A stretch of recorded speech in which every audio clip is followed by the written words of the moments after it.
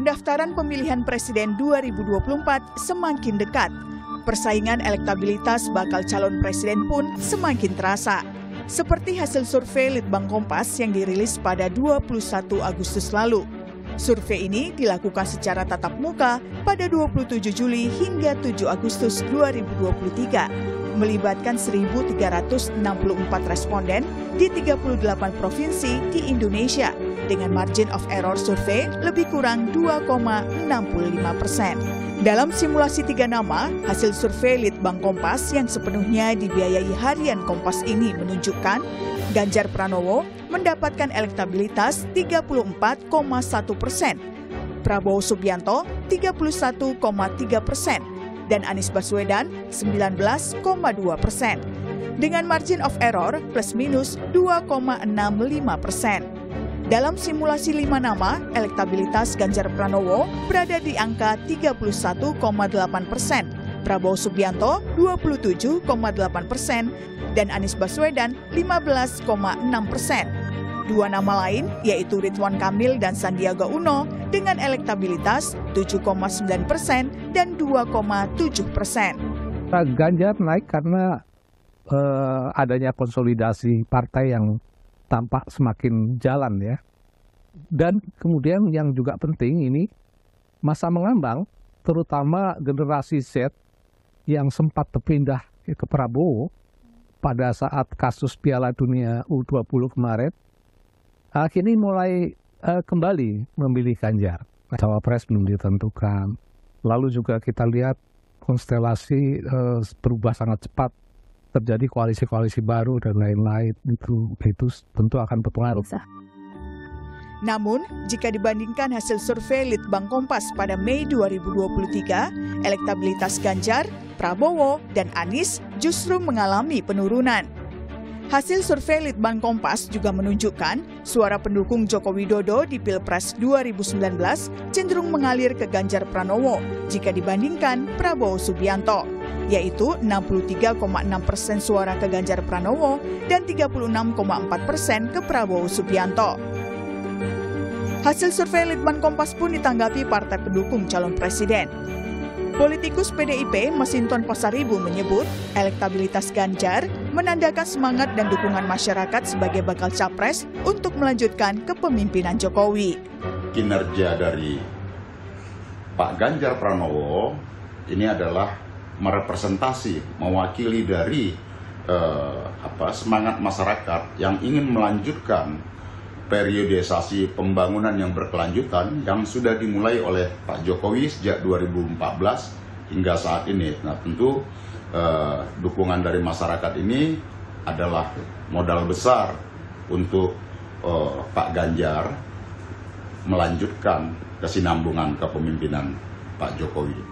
Sementara Partai Gerindra menganggap elektabilitas Prabowo Subianto versi survei Litbang Kompas menunjukkan bahwa Prabowo dianggap sebagai sosok pemersatu bangsa.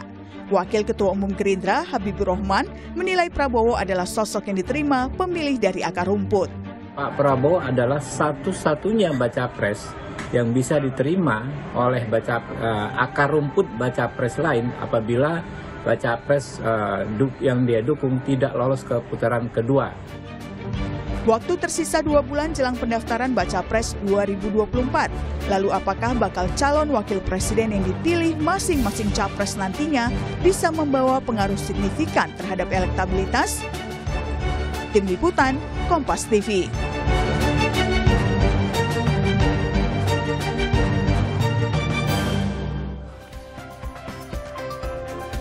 Saudara, 2 bulan jelang pendaftaran pemilu presiden 2024, terjadi persaingan elektabilitas bakal calon presiden.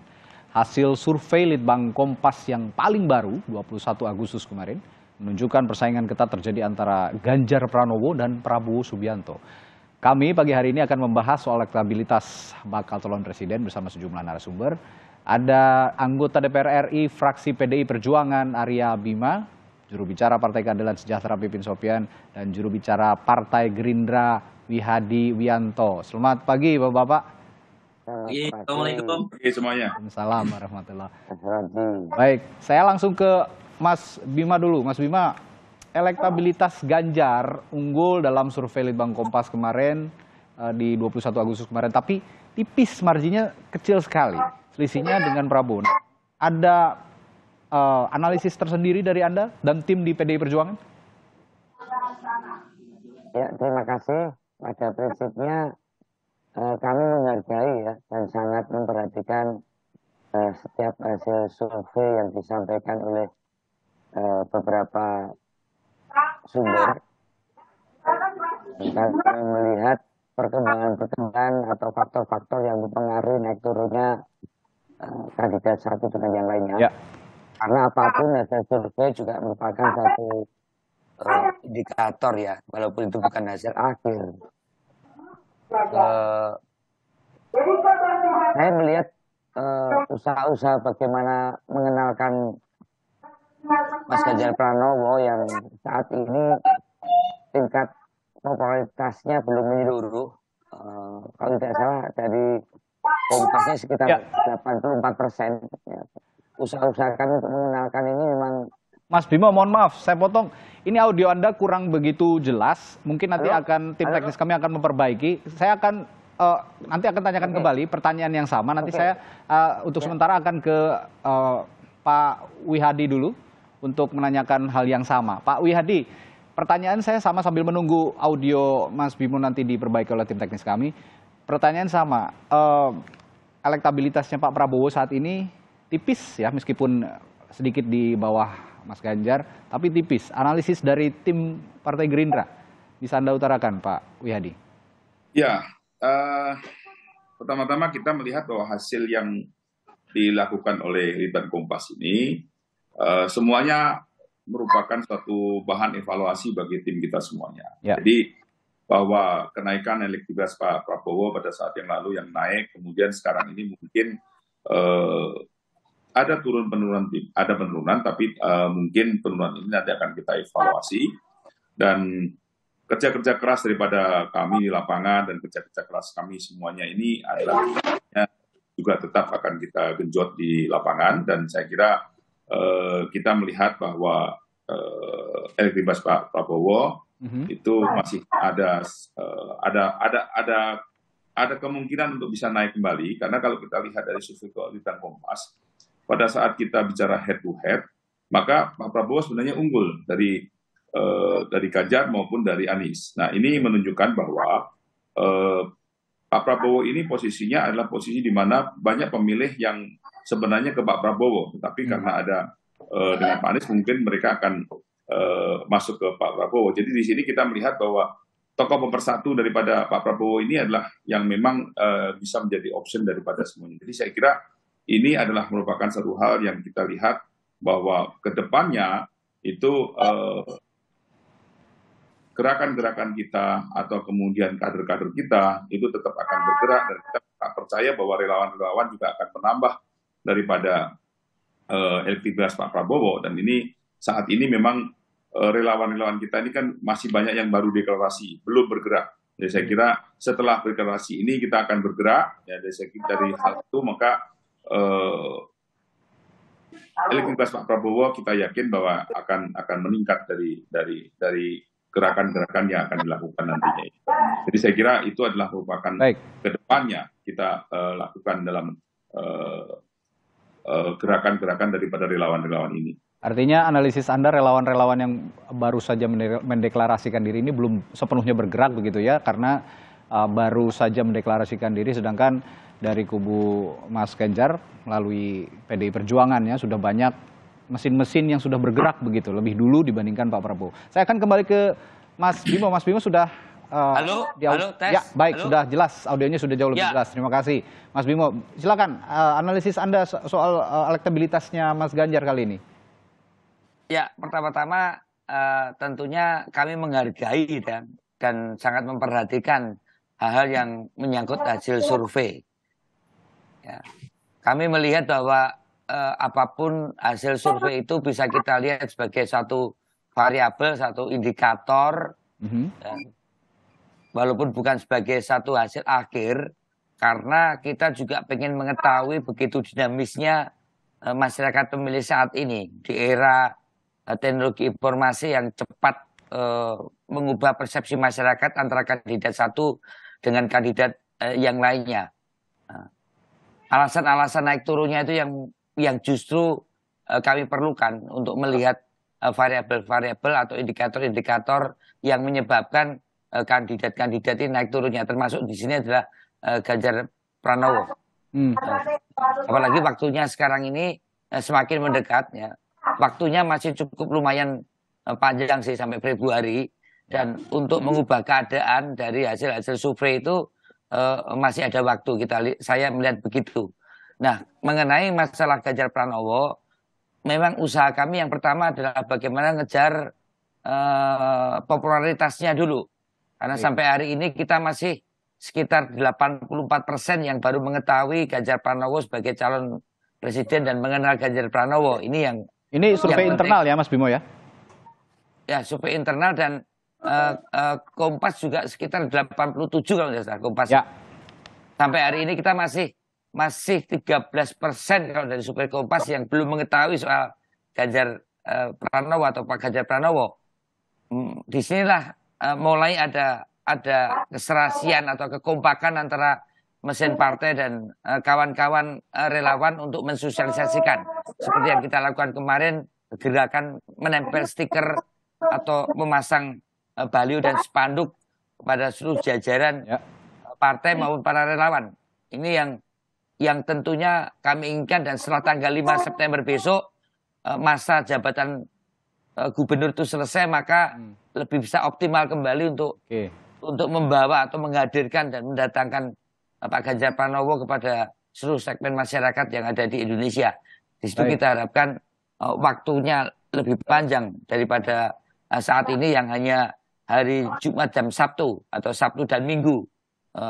Pak Ganjar Pranowo ini bisa menggunakan waktunya untuk sosialisasi ke masyarakat. Saya kira itu. Artinya begitu jabatannya Pak Ganjar Pranowo selesai sebagai Gubernur Jawa Tengah, langsung gas, tancap gas gitu ya, Mas Bimo? Saya kira itu akan lebih efektif. Lebih efektif, karena waktunya juga lebih banyak begitu ya, tidak hanya Sabtu Minggu. Baik, saya akan ke Bung Pipin. Bung Pipin, ini dibandingkan Mas Ganjar dan juga Pak Prabowo, kenapa Anies masih gapnya cukup jauh begitu? Analisis Anda soal hasil dari Litbang Kompas terakhir ini bagaimana? Yang pertama, kami tentu bersyukur ya Litbang Kompas masih memasukkan nama Pak Anies. Pasti dimasukkan lah. Bagaimanapun tetap diperhitungkan lah Kang Pipin. Ya, silakan lanjutkan Bung Pipin. Meskipun kami harus akui bahwa pola ini kan terjadi di Pilkada DKI. Bahwa Pak Anies Sandi dulu memang angkanya kurang lebih hampir sama ini. Dulu Agus Silvi, kemudian Ahok Jarot juga angkanya 30, Pak Anies juga Sandi 19% kurang lebih. Jadi saya kira bagi kami, ya survei kami hormati ya, tetapi tentu bagi kami melihat hasil survei malah membuat kami optimis, kami bergerak lebih sistematis ya, masif dan masif untuk seluruh relawan kami dan partai-partai pendukung. Jadi kalau melihat dari pola ini kami yakin ya bahwa apa sih yang terjadi saat ini? Saat ini Pak Anies misalnya bukan lagi Gubernur DKI Jakarta. Ya. Sedangkan Mas Ganjar, Pak Prabowo masih menjabat. Pak Prabowo saat ini Menhan, kemudian Pak Ganjar saat ini masih Gubernur Jawa Tengah. Itu salah satu perbedaan mungkin yang bisa kita lihat. Oke. Ya. Jadi beda kalau misalnya nanti kalau semuanya sudah tidak lagi menjabat. Saya kira di sini ada peluang ketika nanti misalnya didaftarkan ke KPU semuanya punya status yang sama, bukan menjabat sebagai pejabat publik, akan relatif lebih fair. Dan itu yang terjadi sebetulnya ketika Pilkada DKI.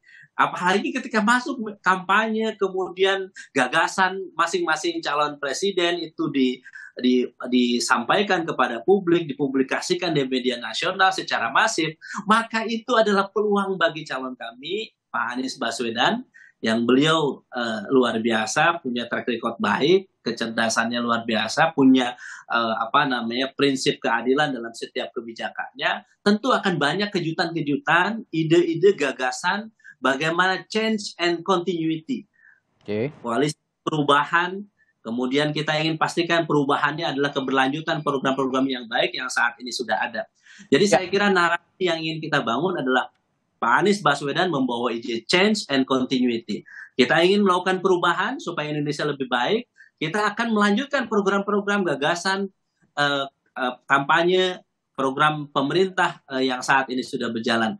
Jadi kami tidak khawatir. Terima kasih Litbang Kompas sudah mengcapture preferensi pilihan publik ini. Bagi kami PKS, Nasdem dan Demokrat, khusus PKS, kami punya kader yang militan, soliditas strukturnya kuat, dan kemudian amal jama'i kerjasamanya juga bagus. Ini menjadi modal dasar bagi kami bahwa melihat hasil survei yang ada saat ini, kami hakul yakin mudah-mudahan target kami adalah masuk ke putaran kedua, dan di putaran kedua itu kesempatan Anies ke depan. Anda mengatakan baik. Kami ingin menyampaikan bahwa belum ada cawapres. Ini faktor cawapres ini sangat penting. Dan kami yakin cawapres yang dipilih oleh Mas Anies, di mana beliau nanti akan memutuskan, mudah-mudahan dalam waktu dekat ini, kita yakin akan memberikan kontribusi untuk pemenangan ke depan. Baik. Anda tadi menggarisbawahi soal jabatan di pemerintahan, Pak Ganjar Pranowo sebagai Gubernur Jawa Tengah dan Pak Prabowo sebagai Menteri Pertahanan. Karena itu mereka lebih dikenal publik, lebih elektabilitasnya lebih tinggi.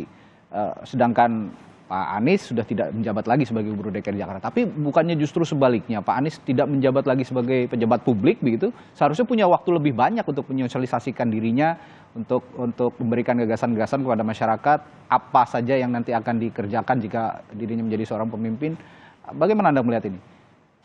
Ya, resources-nya juga berbeda. Kalau saat ini Gubernur Jawa Tengah, Menhan punya APBN, punya APBD, ya, untuk bisa memobilisasi pilihan, untuk bisa memaksimalkan kegiatan-kegiatan program-program pemerintahannya, dan itu akan dinisbatkan kepada yang bersangkutan. Sedangkan Pak Anies Baswedan saat ini tidak menjabat, memang keliling, tetapi tidak ada sesuatu yang misalnya harus menyerahkan ini, itu harus gunting pita dan sebagainya. Ini sangat rasional, dan dari situ ketika seseorang punya jabatan, birokrasi, kemudian mohon maaf ya mungkin aparat, terus kemudian sumber daya, itu lebih besar. Kami sampaikan bahwa yang kami tunggu adalah Oktober, di saat masuk pendaftaran ke KPU, kemudian masuk masa kampanye, disitulah ada debat calon presiden yang kami nantikan nanti, ya, dan itulah yang kita harapkan. Apa nanti kampanye gagasan? Ketika calon presiden, kita akan lihat bagaimana kampanye gagasannya ke depan untuk perbaikan, untuk perubahan, untuk bagaimana Indonesia yang lebih baik. Disitulah kesempatan Pak Anies Rashid Baswedan untuk menunjukkan kemampuannya sebagai pemimpin yang layak memimpin Indonesia ke depan. Nanti kita juga akan bahas tersendiri juga soal, tadi saya tertarik oleh pernyataan Bung Pipin soal pendamping-pendamping para bakal calon presiden ini. Siapa cawapresnya itu juga akan menentukan elektabilitas. Nanti akan bahas lebih khusus, tapi saya akan ke Pak Wihadi secara khusus menanyakan pendukungnya Pak Jokowi jika di hasil survei Litbang Kompas ini ternyata lebih banyak untuk memilih Ganjar Pranowo jika di hasil survei Litbang Kompas paling baru. Padahal dalam berbagai kesempatan ya, dan juga saya lihat juga ada beberapa baliho, lalu poster begitu ya. Berapa kali Pak Prabowo mendampingkan wajahnya dengan Pak Jokowi, dan beberapa kesempatan momennya juga berada dalam kesempatan yang sama dengan Pak Jokowi. Ini juga kan harusnya punya hasil yang serupa jika pendukungnya Pak Jokowi ini beralih ke, atau bukan beralih, ikut juga memilih Pak Prabowo. Tapi hasilnya tidak demikian, Pak Wihadi. Bagaimana menurut Anda? Ya, saya kira dengan hasil 30% itu adalah merupakan hasil yang kita hargai, dan saya kira itu bukan sesuatu hal yang boleh dikatakan tidak ada sama sekali pendukung Pak Jokowi. Tapi dalam hal ini kalau kita cermati bahwa survei Litbang Kompas ini kan berjalan di bulan Juli kalau nggak salah. Nah, ini kan perkembangan ini kan masih berjalan lagi. Nah, saya kira mungkin relawan-relawan yang baru deklarasi ini adalah relawan-relawan yang dulunya mendukung Pak Jokowi. Dan ini kan salah satu hal yang mungkin saya katakan tadi, bahwa mereka baru mendeklarasikan, tapi belum bergerak dengan full speed di lapangan. Jadi saya kira relawan-relawan yang ada ini adalah merupakan relawan dari pendukung Pak Jokowi dan juga mungkin pendukung yang lain. Dan ini kan masih ada terus di sini untuk dukungan dari relawan. Jadi saya kira hasil 30% ini adalah hasil yang sudah ada, ya kan. Kemudian ini saya yakin akan bisa bertambah dalam hal ini karena dukungan dari relawan yang sampai sekarang masih terus mengalir untuk deklarasi. Dan mereka percaya kita masih belum bergerak full speed atau 100% mereka bergerak di lapangan. Oke, poin Anda kembali ke relawan-relawan yang baru deklarasi tadi, itu kebanyakan sebelumnya pendukung Pak Jokowi dan bisa saja nanti dalam beberapa waktu mendatang keadaannya akan berubah begitu ya Pak Wihadi ya? Ya, saya kira prediksinya demikian karena kalau kita melihat kan relawan, kita tahu bahwa relawan pendukung Pak Jokowi kan banyak sekali, ya kan? Dan sebenarnya juga dari situ kita melihat bahwa dengan 30% itu artinya bahwa Pak Prabowo dengan kinerjanya Pak Prabowo sebagai pembantu menteri membantu Pak Jokowi dan juga sebagai salah satu menteri terbaik, saya kira itu adalah merupakan perubahan, changing daripada pola pikirnya bahwa Pak Prabowo adalah pendukung Pak Jokowi bisa beralih ke Pak Prabowo karena memang di situ kita melihat bahwa dari kinerja yang dilakukan Pak Prabowo cukup baik di Kemenhan. Baik Pak Wihadi, nanti saya ke Mas Bimo juga akan menanyakan siapa pendampingnya Mas Ganjar, sama juga halnya nanti Pak Wihadi juga Bung Pipin sampai saat ini masih galau-galau sepertinya ini ya. Siapa yang akan mendampingi para bakal calon presiden ini juga cukup menarik karena bisa saja mendongkrak elektabilitas para bakal capres. Selepas jeda akan kami tanyakan pada masing-masing narasumber, tetaplah bersama kami di Sapa Indonesia Pagi. Ya, masih dengan 3 narasumber kami, ada anggota DPR RI, fraksi PDI Perjuangan Arya Bima, juru bicara Partai Keadilan Sejahtera Pipin Sopian, juru bicara Partai Gerindra Wihadi Wiyanto untuk membahas kejar-mengejar elektabilitas bakal capres berdasarkan hasil survei Litbang Kompas. Nah, saya tadi sebelum jeda menanyakan kepada Mas Bimo, Arya Bimo, soal calon wakil presiden, bakal calon wakil presiden yang akan mendampingi Mas Ganjar ini belum fix gitu, kayaknya masih gonta-ganti, masih incer-inceran begitu ya dari DPP sendiri. Dan ini juga hari ini Litbang Kompas merilis juga di harian Kompas tepatnya. Ini ada 3 nama yang saling kejar mengejar juga. 3 nama bakal calon wakil presiden, ada Ridwan Kamil, Sandi dan Erick Thohir. Nah, apakah nama-nama ini yang jadi inceran ini kapan tepatnya Mas Arya Bima untuk ditetapkan sebagai bakal calon wakil presidennya Mas Ganjar? Oh ya, mengenai sosok cawapres, kita tidak memungkiri ya. Tentu kita juga menghitung sejauh mana sosok cawapres ini juga menentukan hasil untuk mendongkrak suara Pak Ganjar Pranowo. Ya. Ini tentunya perlu kita memilih cawapres yang bisa dipastikan dapat menambah suara Pak Ganjar Pranowo untuk bisa menang. Ini penting dan tentunya cara memilih kami dengan berbagai simulasi dan satu skenario yang kemarin juga Mbak Puan sampaikan, nama-nama itu tentu juga dinamis. Walaupun yang utama tetap melihat bagaimana pasangan capres-cawapres ke depan itu mampu jadi presiden dan wakil presiden yang dapat kompak di dalam menyelesaikan berbagai persoalan bangsa saat ini maupun ke depan. Apalagi kita 2 kali pilpres sudah mendapatkan mandat rakyat yang tentunya saat ini dengan tingkat kepuasan publik yang cukup tinggi dalam kepemimpinan Pak Joko Widodo dan Pak Kiai Haji Ma'ruf Amin. Ini penting sekali di dalam kriteria-kriterianya. Untuk cawapres semakin cepat itu juga semakin baik karena waktu sosialisasi ini agak berbeda dengan Pilpres tahun 2014 dan 2019 yang waktunya cukup panjang. Kalau kita melihat, kalau itu nanti Oktober diumumkan, itu hanya punya waktu sekitar 4 bulan untuk capres-cawapres ini melakukan berbagai kampanye. Maka kami juga berharap Kompas misalnya, saat ini kan masyarakat belum mengetahui banyak tentang hal yang tadi Pak Pipin sampaikan tentang program daripada calon-calon ini sebenarnya apa. Masa kampanye nanti demikian pendek. Nah, kami ingin berbagai fasilitas publik, terutama juga media, memfasilitasi untuk kandidat capres cawapres ini menyampaikan program-programnya kalau toh nanti yang bersangkutan menjadi presiden. Ini lebih penting daripada kita selalu diskusi berbagai gimmick-gimmick yang ada. Oke.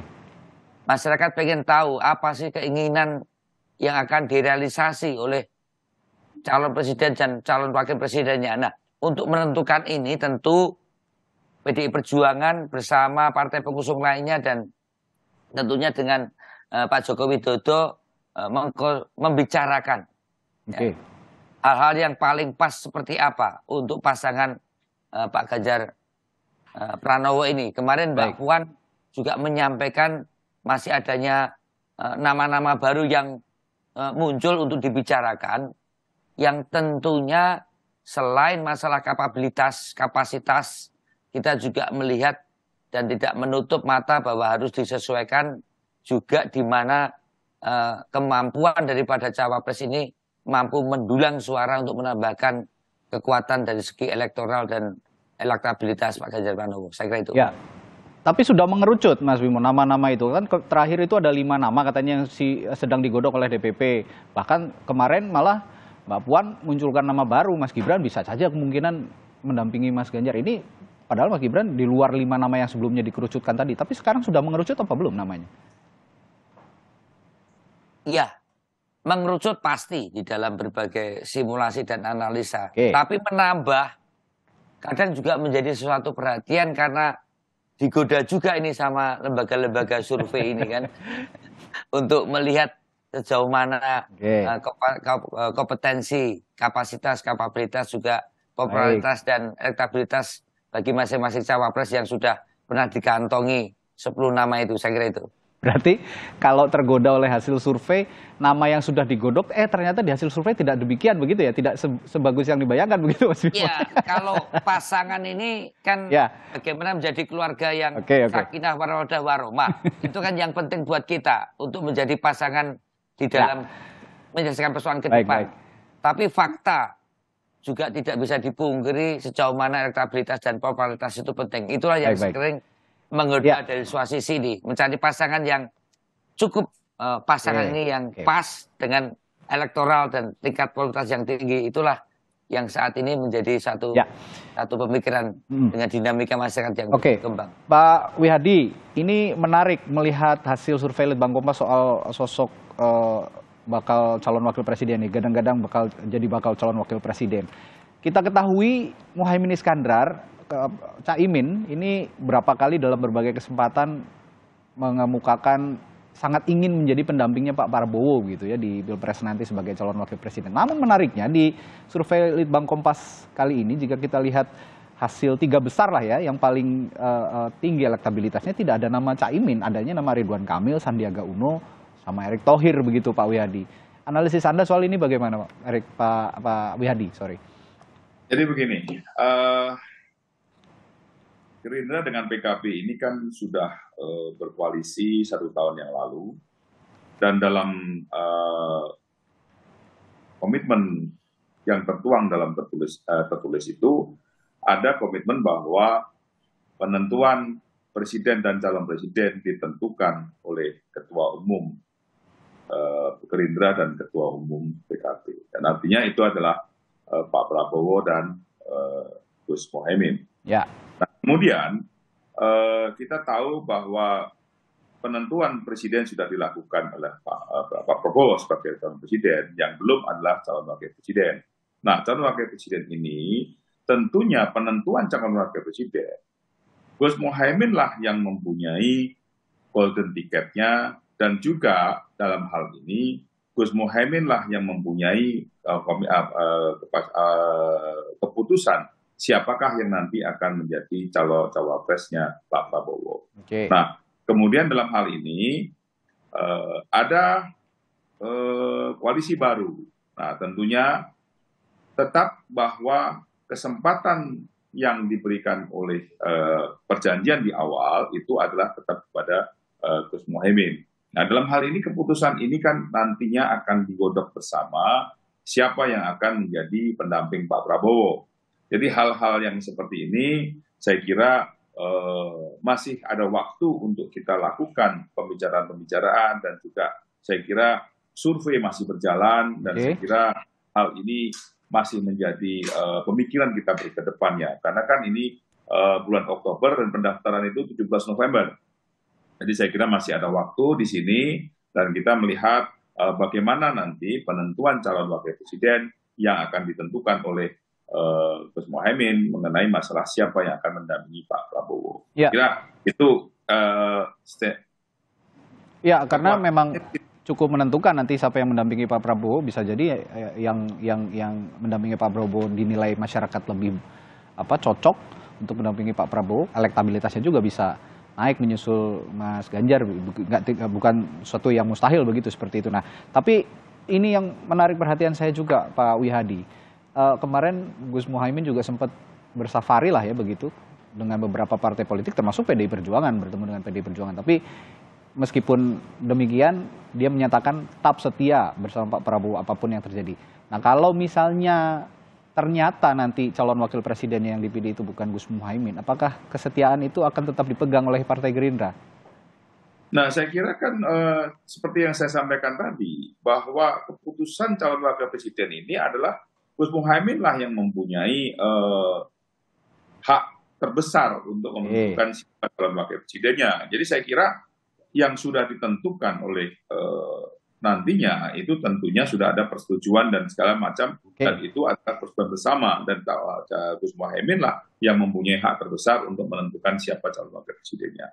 Jadi saya kira apa yang dilakukan oleh Gus Muhaimin, safari dan segala macam itu semuanya dikomunikasikan oleh kita semuanya, dan saya kira hal seperti itu adalah silaturahmi kebangsaan yang biasa dilakukan, dan Pak Prabowo pun juga melakukan kunjungan-kunjungan silaturahmi kepada partai-partai politik yang lain, dan saya kira bisa dengan Pak Muhaimin, bisa juga dengan Tanto sendiri, dan itu terjadi.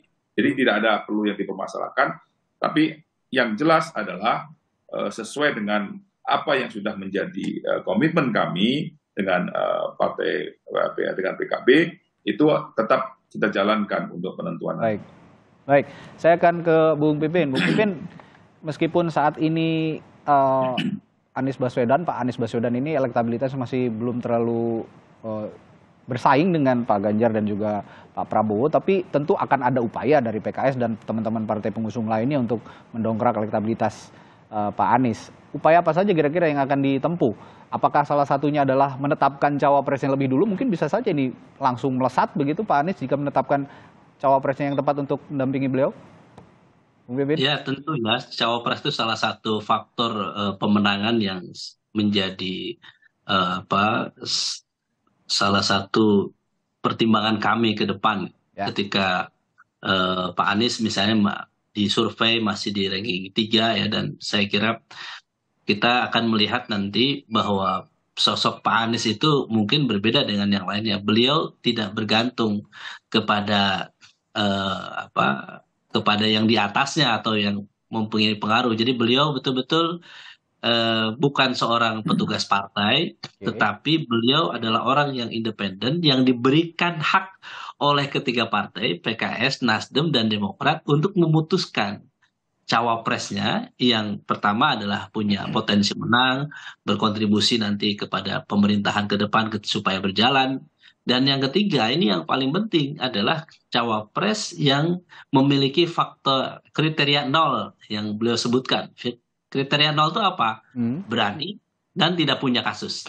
Kenapa? Karena kita tahu dalam kondisi saat ini, siapapun pasti akan berhitung ya. Bagi kami sebagai penantang, ketika salah memilih cawapres, apalagi cawapresnya punya kasus hukum, sangat mudah untuk diperkarakan gitu. Jadi ada interlocking politik yang saat ini terjadi. Nah, jadi bagi kami adalah, kami ingin memastikan bahwa Pak Anies nanti pendampingnya adalah orang-orang yang punya keberanian yang kuat ya, dan kemudian tidak punya kasus hukum ke depan, sehingga tidak bisa dipersoalkan ke depan. Jadi itu yang pertama. Yang kedua, tentu ya kami dari PKS, Nasdem, dan Demokrat, dan juga relawan Anies Baswedan yang saat ini bekerja door to door dari rumah ke rumah ya, Kemudian kita pastikan setiap relawan juga bekerja di media sosial. Dan yang tak kalah penting bagi kami adalah saat ini PKS sedang menyiapkan Badan Saksi Nasional yang memastikan bahwa semua proses yang kita lalui, program kampanye, door to door itu kemudian kita gawangi nanti di TPS itu, memastikan bahwa tidak ada suara rakyat yang digarong, ya. Maka kita pastikan bagi siapapun yang mau daftar menjadi saksinya Anies Baswedan, welcome, PKS sangat terbuka. Jadi bagi kami ini waktu cukup ya, kurang lebih mudah-mudahan 6 bulan. Saya setuju dengan Mas Arya bahwa lebih baik kita fokus kepada kampanye gagasan, bukan kampanye saling memecah belah bangsa. Kita fokus bagaimana apa yang ditawarkan oleh Pak Anies ke depan, bagaimana kita misalnya lebih memberikan perhatian kepada jalan yang non berbayar dibandingkan jalan yang berbayar, kemudian bagaimana kita bisa mengurangi hutang negara supaya tidak berlipat ganda sebagaimana saat ini, terus bagaimana kita mencari solusi supaya kedaulatan bangsa kita masih bisa terjaga. Saya kira banyak hal, dan yang paling penting saat ini concernnya Mas Anies adalah bagaimana kita concernnya bisa mengentaskan pengangguran, lapangan pekerjaan, prioritas tenaga kerja lokal dibandingkan tenaga kerja asing misalnya.